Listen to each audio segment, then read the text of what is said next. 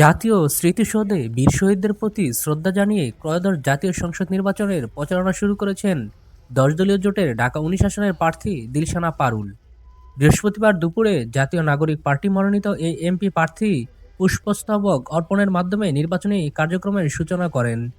এ সময় তিনি জানান, শ্রদ্ধা নিবেদন ছিল এনসিপির সাংগঠনিক কর্মসূচি, তাই শরিক দলকে আমন্ত্রণ জানানো হয়নি। তবে জামাতসহ শরিক দলগুলোর সঙ্গে নিয়মিত যোগাযোগ রয়েছে এবং তারা সর্বাত্মক সহযোগিতা করবে বলে জানান দিলশানা পারুল। বন্ধু হিসেবে তারা আছেন। এটা একদমই আমাদের সাংগঠনিক অবস্থান থেকে আমরা এনসিপির সাংগঠনিক একটা কর্মসূচি ছিল। সেই জায়গা থেকে হচ্ছে কি আমরা মনে করেছি আমাদের সাংগঠনিক কর্মসূচির জায়গা থেকে এটি হচ্ছে আমরা শুরু করলাম সাংগঠনিকভাবে। ওই জায়গা থেকে আসলে জামাত বা জোটের অন্য কাউকে আমরা ইনভাইট করিনি, আসেনি। একদমই এটা আমাদের সাংগঠনিক কর্মসূচি। ওইজন্য। জি। জামাতের সাপোর্ট পাচ্ছেন?